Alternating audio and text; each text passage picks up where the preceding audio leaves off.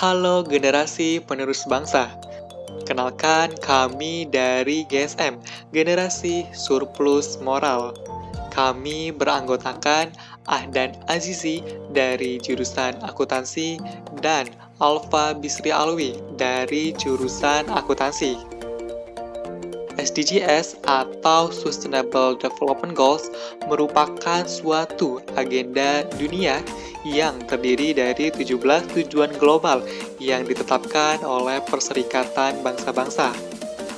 SDGs ini memiliki beberapa tujuan, yaitu meningkatkan kesejahteraan ekonomi, pembangunan keberlanjutan, pembangunan kualitas lingkungan hidup, pembangunan yang menjamin keadilan, serta terlaksananya tata kelola yang mampu menjaga peningkatan kualitas hidup manusia. SDGs ini mencakup isu pembangunan sosial dan ekonomi, termasuk di dalamnya ada pendidikan, kesehatan, kemiskinan, sanitasi, kelaparan, dan juga lingkungan. Pendidikan berkualitas adalah salah satu tujuan dan isu utama dari SDGs 2030 di dunia termasuk di Indonesia. Menurut Badan Kependudukan dan Keluarga Berencana Nasional atau BKKBN, bahwa rentang usia remaja adalah 10-24 tahun dan belum menikah. Di dunia sendiri diperkirakan bahwa kelompok remaja berjumlah 1,2 miliar atau sekitar 18% dari jumlah penduduk dunia. Dan di Indonesia sendiri diperkirakan bahwa kelompok remaja berjumlah 67 juta jiwa atau sekitar 25% dari jumlah penduduk Indonesia.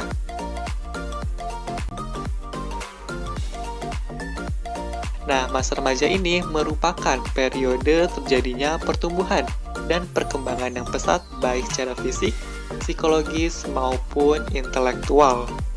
Sifat khas remaja mempunyai rasa keingintahuan yang besar, menyukai petualangan dan tantangan, serta cenderung berani mengambil resiko. Hal ini akan berakibat fatal jika dalam mengambil keputusan kurang tepat dan akan mengarahkan perilaku yang menyimpang, baik itu jangka pendek maupun jangka panjang, mulai dari seks bebas, narkoba, sampai tindak kriminal akan menjadi hal wajar.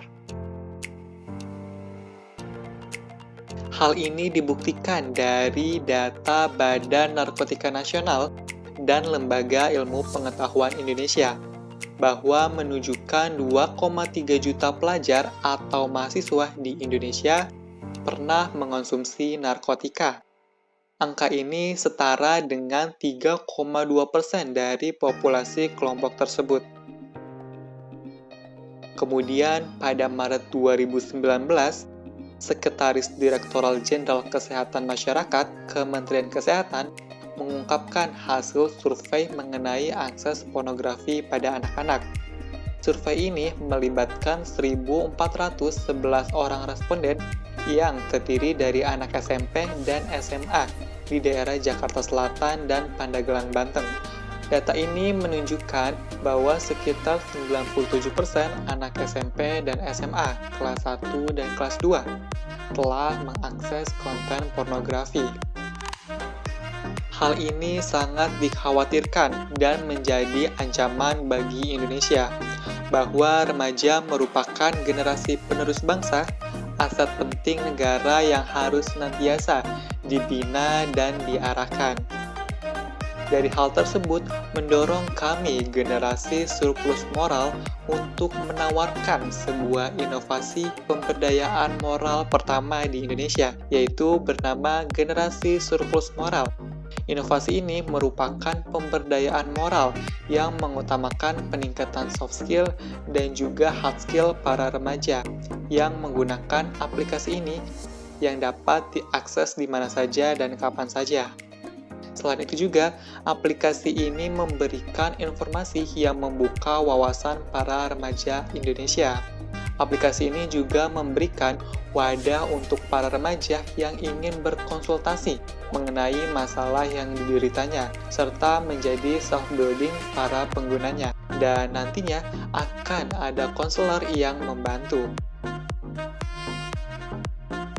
Selain itu juga, para remaja juga dapat membagikan kisah inspiratifnya melalui aplikasi generasi surplus moral ini. Dengan fitur-fitur tersebut, aplikasi ini dapat menjadi wadah para remaja untuk mempersiapkan diri dalam menghadapi tantangan globalisasi.